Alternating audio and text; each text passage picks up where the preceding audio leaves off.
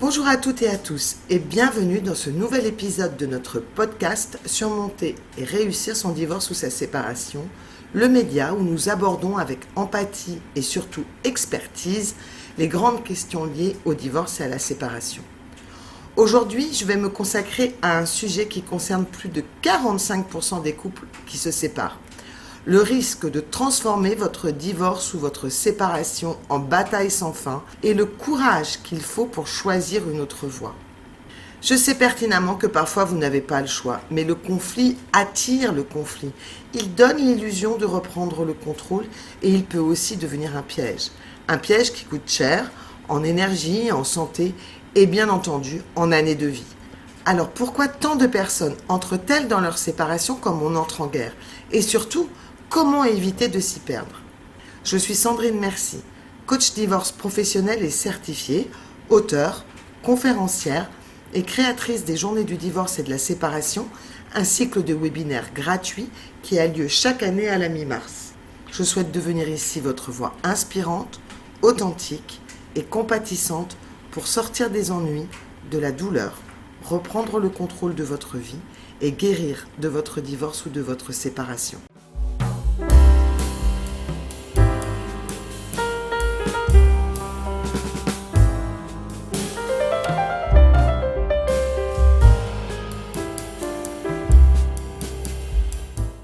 Lorsqu'un couple se sépare, surtout dans la douleur, il y a un besoin très fort qui émerge, celui d'être entendu, reconnu et parfois besoin d'être réparé. Et comme on n'a pas de guide, on n'a pas de carte, on cherche instinctivement à gagner la séparation. Prouver qu'on a eu raison, ou alors peut-être parce que l'autre a eu tort, ou encore obtenir une forme de réparation pour toutes les souffrances accumulées. C'est une posture qui est complètement compréhensible et entendable. Mais c'est aussi le début d'un engrenage. J'accompagne des personnes qui me disent « je veux qu'il souffre autant que moi » ou « je veux qu'il ou elle se rende compte à quel point je souffre ». Ou alors j'entends « je ne peux pas lui laisser quoi que ce soit, il a déjà tout détruit. Je mérite d'obtenir telle ou telle chose, tel ou tel montant. Il ou elle doit payer pour ce qu'il a fait ». Vous voyez que ce besoin de justice morale se transforme en combat. Mais dans ce combat, il n'y a pas de vainqueur. Très vite, le conflit va devenir un quotidien. Vous allez passer des nuits blanches à cogiter, à y penser sans cesse, à vous identifier à cette procédure de divorce. Vous allez passer des nuits blanches à relire des mails d'avocats. Vous allez passer des journées entières à ressasser les mêmes reproches. Puis vous allez voir des frais juridiques qui vont s'accumuler. Peut-être que votre entourage va attiser la situation au lieu de l'apaiser, en vous disant par exemple « ne te laisse pas faire, tu vas voir ce qu'il ou elle mérite » ou encore « le juge te soutiendra ». Et si par malchance, vous êtes accompagné par un avocat qui ne pratique pas exclusivement le droit de la famille et peut-être pas les modes amiables, il est même possible que ces écrits eux-mêmes nourrissent le conflit sans que vous le souhaitiez. On croit défendre ses droits, alors qu'on alourdit le climat, qu'on bloque toute possibilité d'apaisement et qu'on s'y perd. Dans une séparation conflictuelle, la perte ne concerne pas uniquement le temps ou l'argent. C'est aussi la perte de son énergie vitale. C'est aussi les conséquences du poids des cogitations. On va perdre aussi de sa lucidité, parce que l'on fait de ces batailles des croyances. La qualité de sa relation aux enfants qui se retrouvent malgré eux au milieu de disputes et de batailles ou de négociations, alors que ce n'est pas leur place et qu'ils n'en ont jamais souhaité.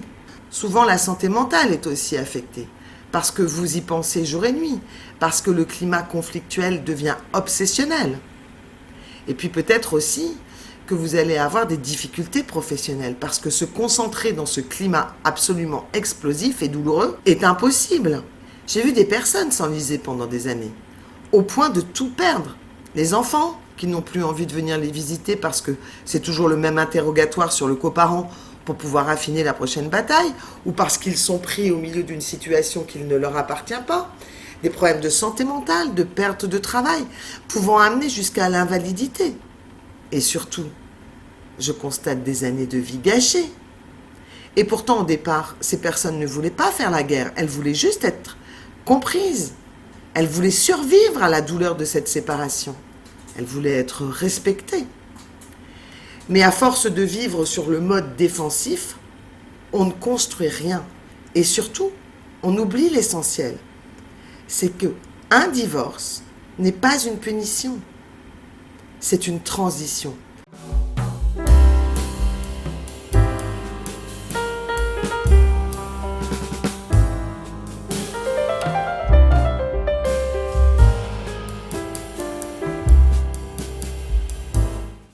Dans l'imaginaire collectif, le divorce est souvent vécu et présenté d'ailleurs comme une sanction, un échec, un drame, une cassure.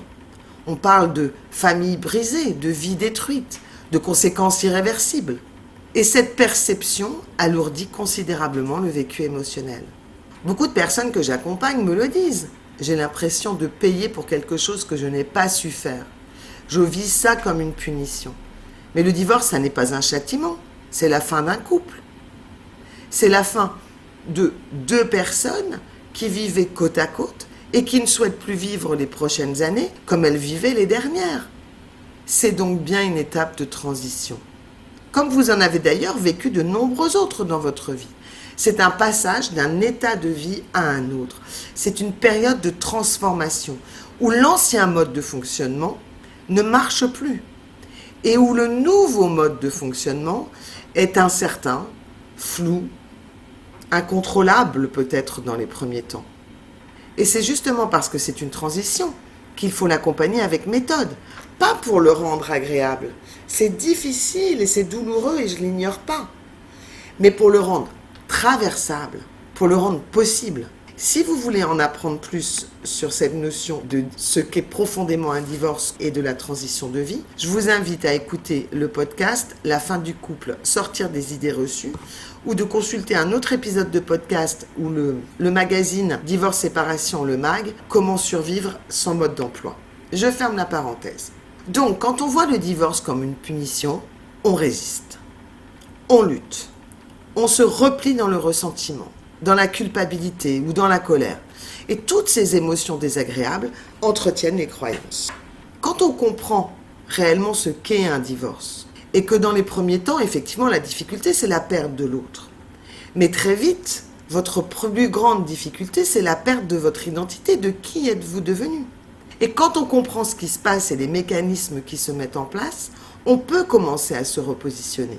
On peut commencer à faire des choix conscients, à initier une reconstruction et surtout à reprendre du pouvoir sur ce que l'on vit. Et c'est là que l'on cesse de survivre à la séparation et que l'on commence à vivre l'après-séparation. Moi, je n'essaie pas de réparer les morceaux du passé. Je vous aide à traverser cette épreuve et à poser les bonnes fondations pour le nouveau chapitre de votre vie. Et ça, c'est profondément rassurant et c'est surtout transformateur. Mais pour en revenir à notre sujet, choisir ses batailles, c'est un vrai acte de courage. Refuser le conflit, ça n'est pas abandonner.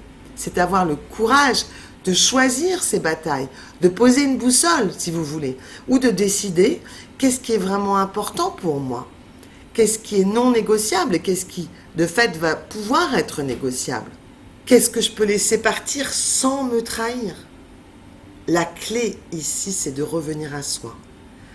Pas pour fuir le monde ou pas pour fuir l'autre, mais pour retrouver son axe.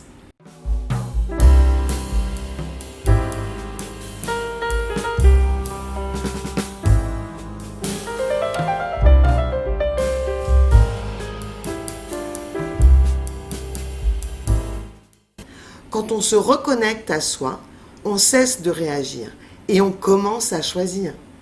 Parce que c'est en vous que se trouvent les ressources, c'est en vous que se trouvent les réponses. Et c'est vous qui avez cette force de surmonter cette épreuve. Et ça n'est pas dans le conflit, ni dans l'attente que l'autre change. Revenir à soi, c'est sortir du tumulte, c'est retrouver ce qui compte vraiment et reprendre la main sur sa vie.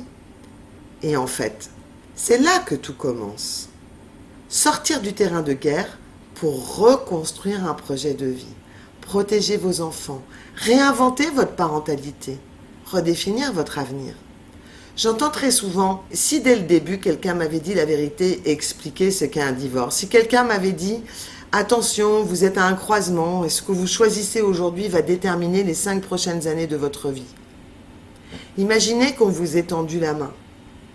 Voilà les risques, voilà les vrais enjeux et voilà comment traverser sans vous brûler les ailes. Peut-être que vous n'auriez pas alimenté ce conflit. Peut-être que vous auriez osé penser et faire autrement. C'est ça mon travail aujourd'hui. Vous offrir ce que vous n'avez pas reçu au bon moment. Le vrai courage, ce n'est pas de tenir tête. Ce n'est pas d'entrer dans un jeu destructeur. Le vrai courage, c'est sortir du conflit, pas par la faiblesse, mais par la vision. Parce que vous ne savez pas combien de temps durera cette bataille si vous l'engagez. Elle peut vous happer pendant des mois, voire des années. En moyenne, un divorce dure environ 26 mois.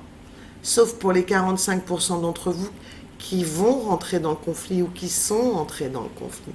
Cela va prendre des années. Vous coûtez des fortunes en procédure. Et est-ce que cet argent, entre nous, ne serait pas mieux investi, par exemple pour faire plaisir à vos enfants? En décidant de sortir de ce conflit, vous arrêterez de vous empêcher de vivre, de respirer, et vous pourrez vous reconstruire. Alors aujourd'hui, je vous invite à faire ce pas de côté, à vous poser la seule question qui vaille. Que souhaitez-vous vraiment vivre à partir de maintenant? Et si vous avez besoin de soutien pour répondre à cette question, je suis là pour vous accompagner avec méthode et avec clarté. Recevez toute mon empathie, toute celle que vous méritez pour sortir de cette situation conflictuelle qui ne vous ressemble pas et que vous n'avez jamais souhaité.